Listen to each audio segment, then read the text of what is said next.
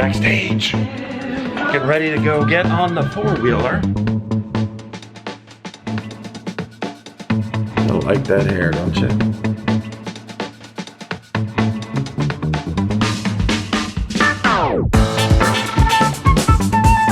It's nice of you to tie your brother's shoe.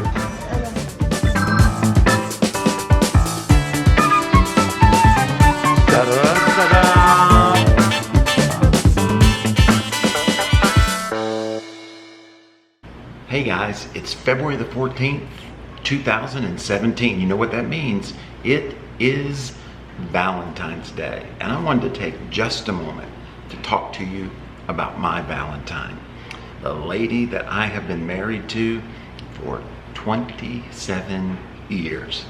I can't believe it, but it's been the best years of my life. And I want to start by reading to you a passage of scripture that's found in Proverbs 31.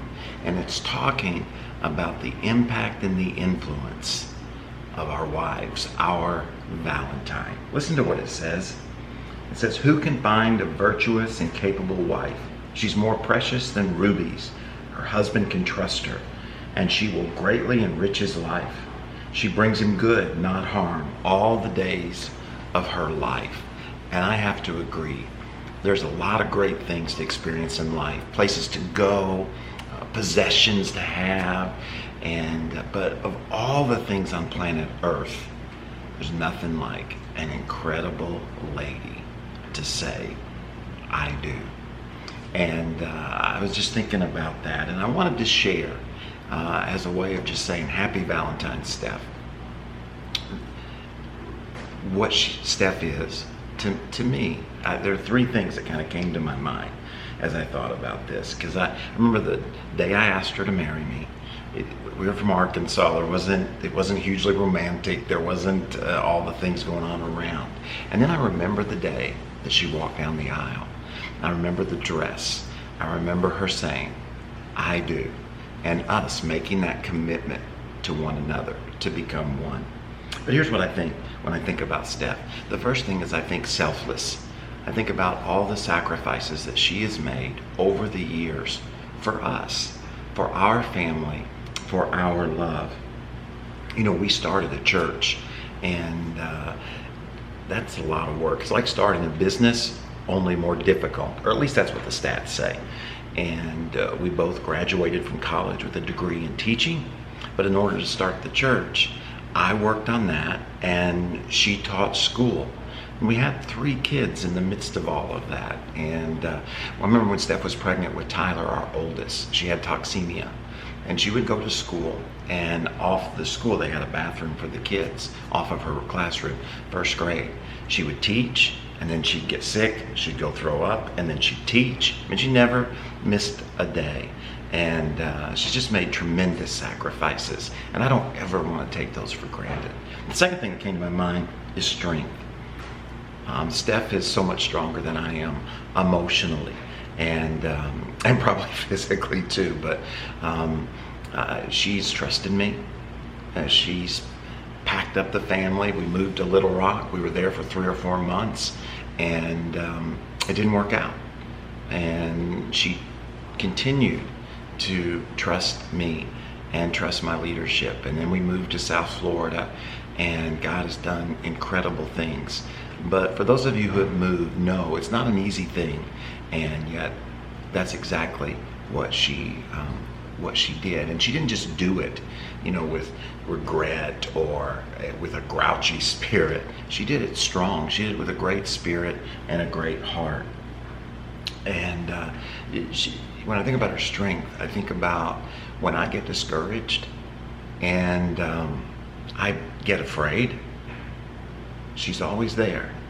I can always turn to her, and I know that she's going to be an encouragement. I know that she's going to inspire, and that the strength that she has will strengthen me as well. And then the third one was sweet. Now that gets me my 3 S's. And when I say sweet, I'm not saying, "Oh, isn't she sweet," with a pat on the head. What I mean by that is that Steph has an incredible sweetness about her. There's an attraction to her smile. There's a kindness to what she says and what she does.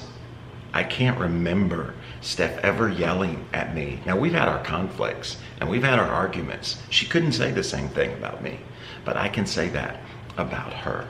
There's a depth to her peace that is very attractive, and that for the last 27 years, I've been trying to learn from her.